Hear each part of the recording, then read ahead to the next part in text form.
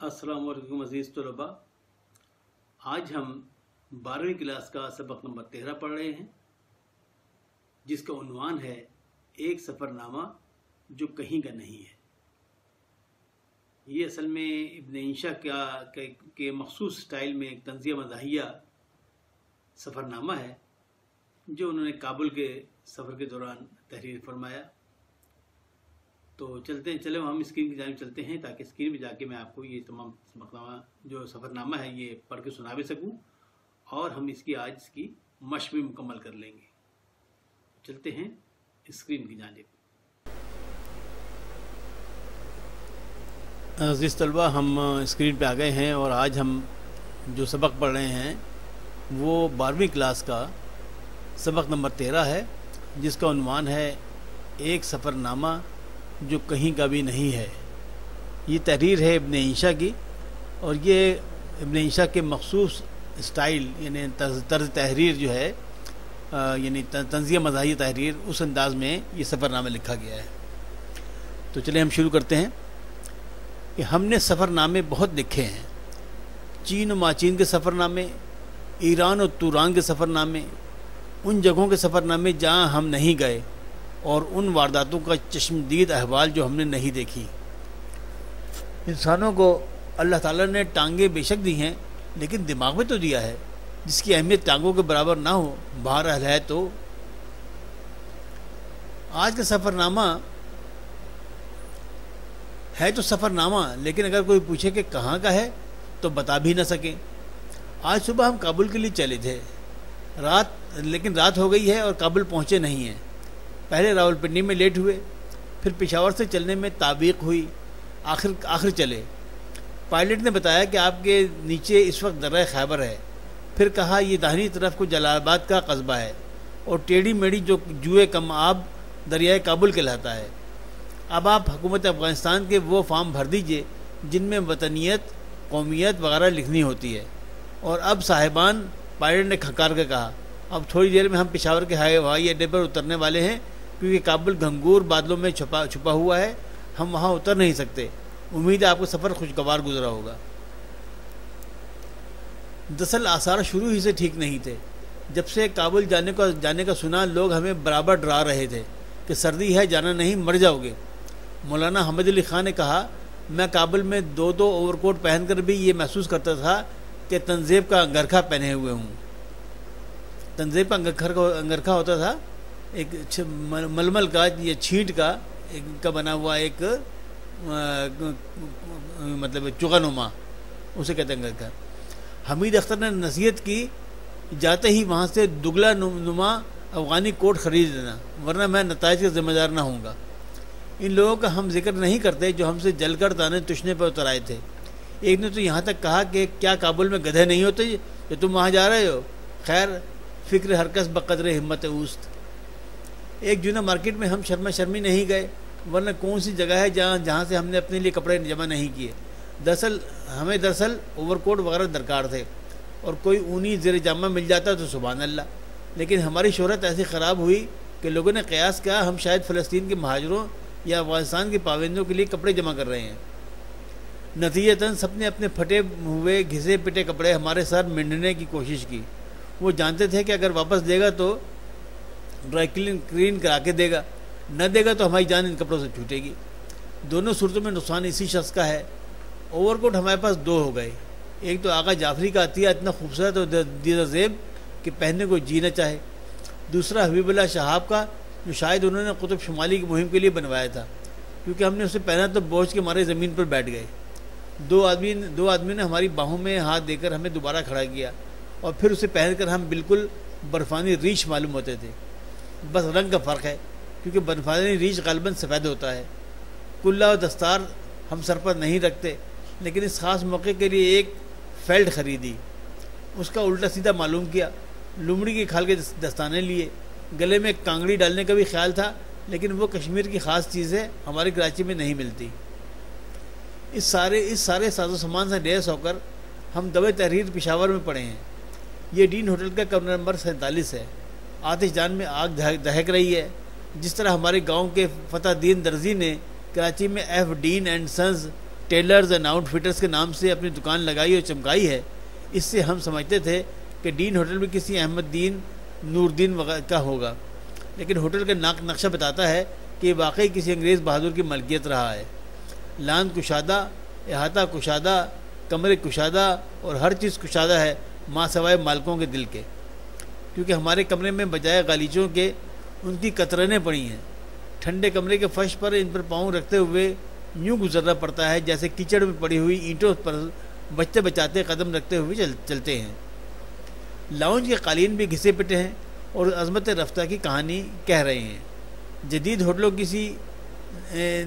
کسی نہ اس میں شان ہے نہ آسائش۔ اپنے عمر طبیعی میں سے کچھ یہ ہنس کر گزار چکا ہے اور کچھ رو کر گزار رہا ہے۔ سید محمد جعفری نے جو مصرع پرانے کوٹ کی مدح میں لکھا تھا، ہمیں اس ہوٹل کو دیکھ کر یاد آیا کہ کسی مرے ہوئے گورے کی یادگار ہے یہ۔ باوجود فون کرنے کے کوئی دوست پشاور میں نہ مل سکا، لیکن پشاور والوں کی عادلی حوصلگی سے ہم ماحقو متاثر ہو چکے ہیں۔ ہمیں پی آئی کے دفتر جانا تھا، کسی نے بتایا کہ انٹرنیشنل ہوٹل میں ہے۔ ہم نے اپنے ہوٹل کے کاؤنٹر پر جا کر پوچھا کہ کتنی دور ہے یہ جگہ، تو کاؤنٹر کلرک نے بتایا کہ جناب بالکل ہمارے پچھواڑے ہے، بس کوئی 1 فرلانگ ہوگی۔ آپ ہوٹل کے دروازے سے نکل کر بڑی سڑک پر آئیے اور بائیں ہاتھ کو چلیے، بس سامنے ہی ہے۔ جب ہم اس ہدایت کے مطابق کوئی پون میل کی مسافت طے کر چکے تو ایک صاحب نے سے پوچھا، انہوں نے کہا پی آئی کا دفتر؟ اجی وہ تو یہ رہا، آپ کو اسی راستے پر 1 سانمہ ملے گا، اس کے بعد بس پی آئی کا دفتر ہے۔ اور واقعی اس جگہ سے کوئی آدھ میل آگے ہمیں وہ دفتر مل گیا۔ یہ جگہ واقعی ڈین ہوٹل کے پچھواڑے میں ہے، لیکن ایسا ہی ہے جیسے کراچی کے پچھواڑے میں کاٹھیا باڑ ہے اور لاہور کے پچھواڑے میں تبت پڑتا ہے۔ انسان عالی حوصلہ ہو تو اسے میل اور فرسنگ کے فاصلے فرلانگیں اور گز ہی معلوم ہوتے ہیں۔ ہمارا پشاور کی مزید سیر کرنے کا بھی ارادہ تھا، لیکن اس ایک مثال سے خائف ہو گئے، کیونکہ ہم ان بزرگ سے پوچھتے کہ درہ خیبر کتنی دور ہے تو وہ یقیناً یہی فرماتے ہیں کہ بس 2 منٹ کا رستہ ہے، سیدھے اس سڑک پہ چلے جائیے، اگلے چوک پر دائیں ہاتھ کو درہ خیبر ہی تو ہے۔ پشاور کے ہوائی اڈے پر ہم نے اپنے ہم سفروں میں ایک ادھیڑ عمر کے بزرگ کو دیکھا کہ لمبی سرخ داڑھی ہے اور سر پر کنگھی سے بے نیاز بالوں کا جھاڑ کھڑا ہے، تھوڑا لنگڑاتے ہیں اور چھڑی لے کر چلتے ہیں۔ پھولدار باسکٹ پہنے ہوئے تھے، یعنی ان کی وضاقتہ سجدہ سب سے الگ تھی۔ ہم پی آئی کے کاؤنٹر پر اپنا ٹکٹ دکھا رہے تھے کہ وہ مسکراتے ہوئے ہمارے پاس آئے اور فرمایا، تمہارے پاس یہ SCS یعنی اسکینڈینیوین ایئر سروس کا ٹکٹ کہاں سے آ گیا؟ ہم نے بتایا کہ یونیسکو جس کی طرف سے ہم نے یہ سفر اختیار کیا ہے، اس نے پیرس سے اس کا انتظام کیا تھا۔ بولے مجھے یوں جستجو ہوئی کہ میں ڈنمارک کا ہوں اور SCS میرے وطن کی کمپنی ہے۔ اس پر بات چل نکلی۔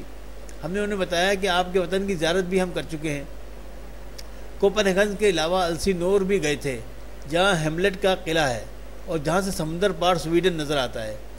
بولے مجھے افسوس ہے کہ میں نے ساری عمر ڈنمارک میں گزار کر السینور آج تک نہیں دیکھا۔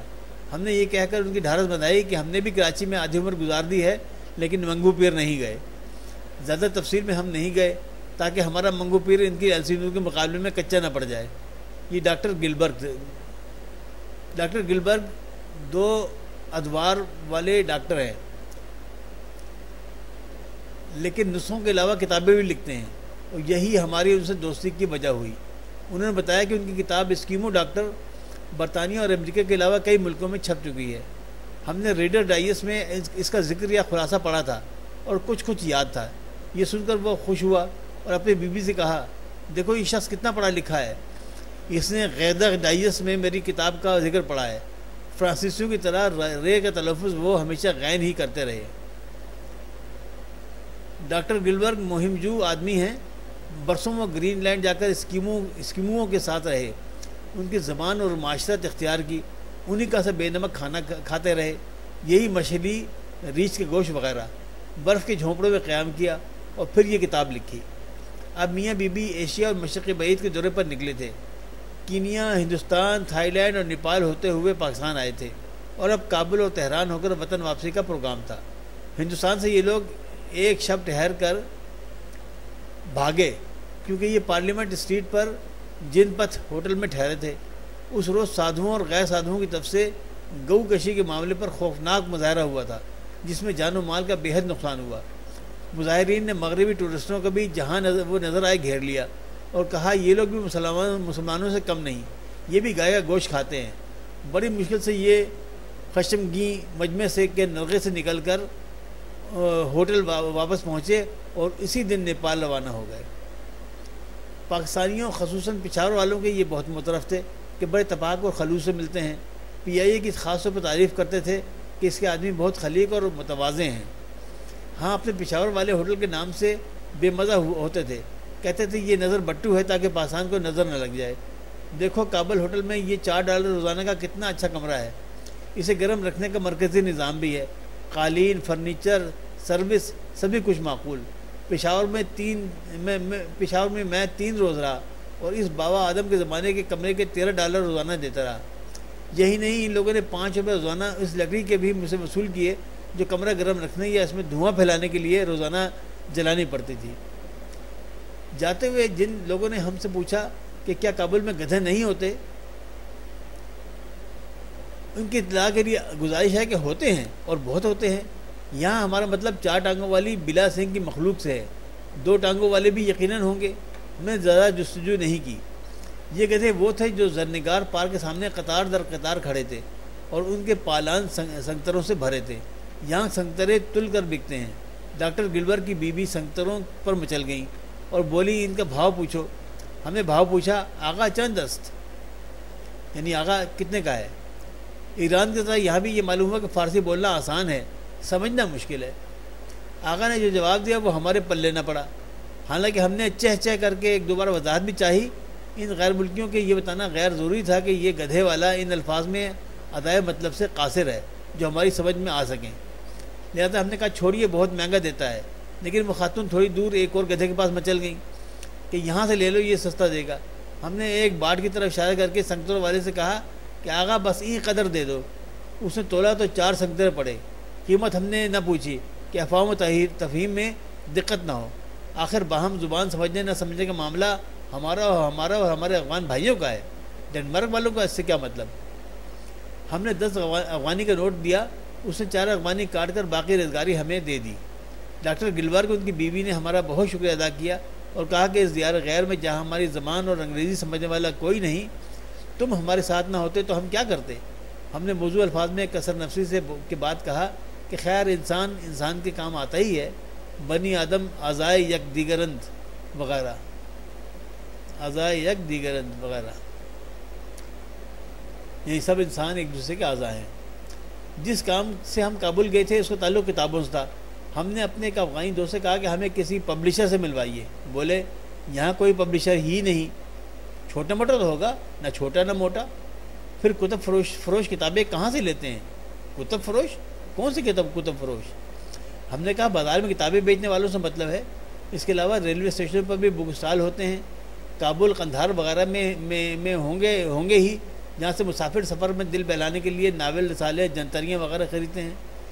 ہمارے دوست نے کسی قدر جھنجھلاہٹ سے کہا، میاں ہوش کی دوا کرو، کون سا ریلوے اسٹیشن اور کیسی ریلوے؟ تمہیں معلوم ہے افغانستان میں ریلوے نام کی کوئی چیز نہیں، یہ شیطانی چرخہ تمہیں کو مبارک ہو۔ تب ہمیں افغانستان کے متعلق وہ مضمون یاد آیا جو ہم نے کابل جانے سے پہلے پڑھا تھا۔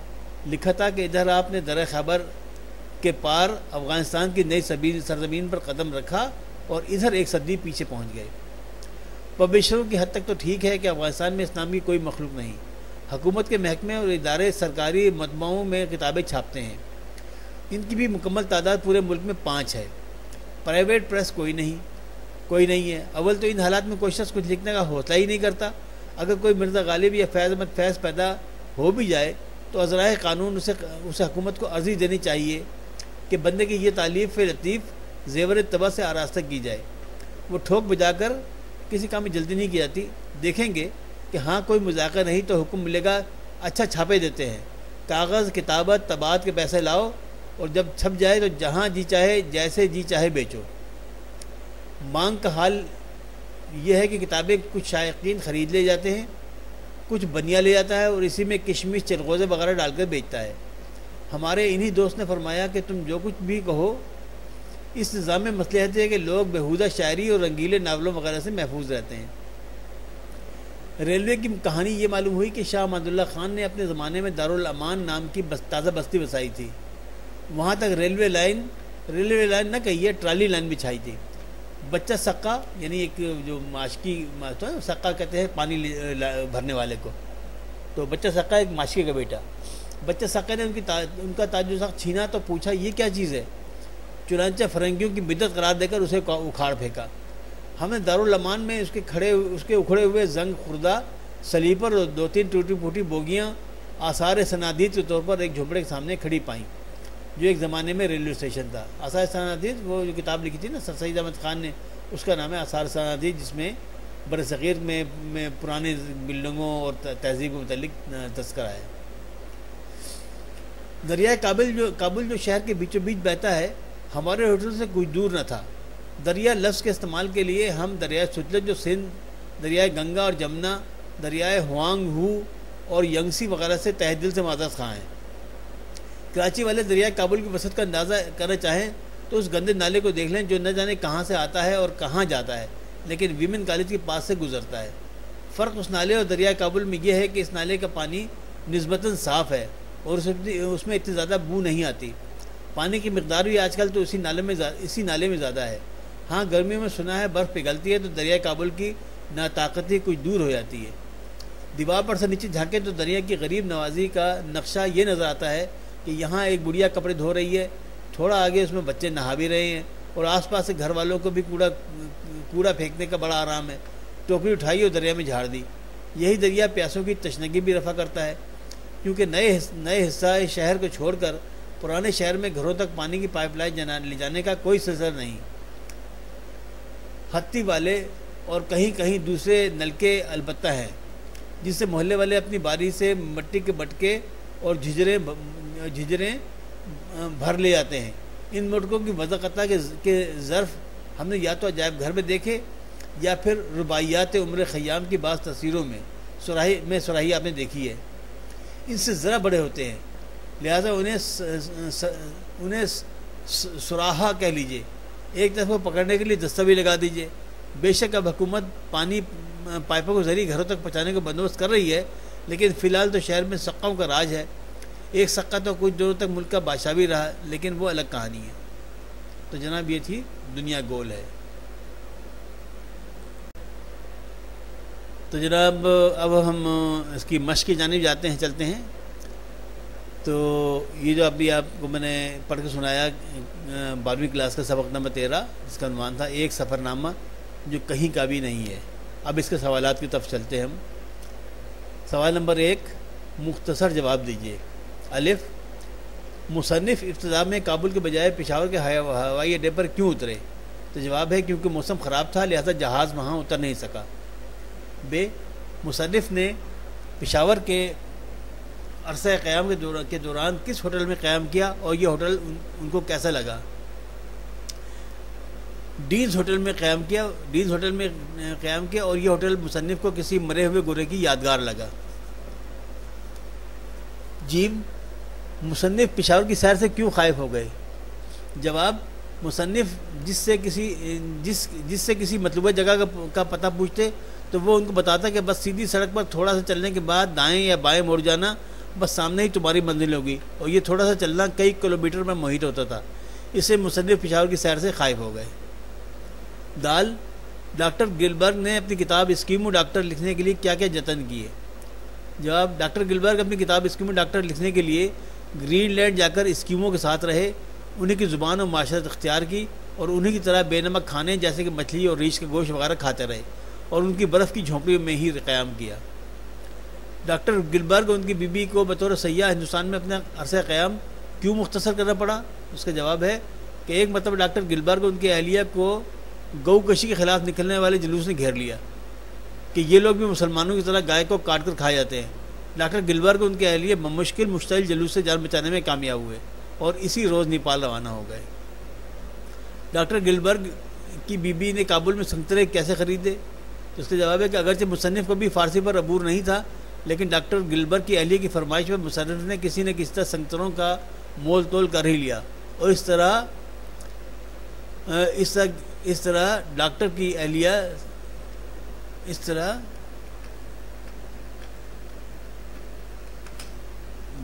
اہلیہ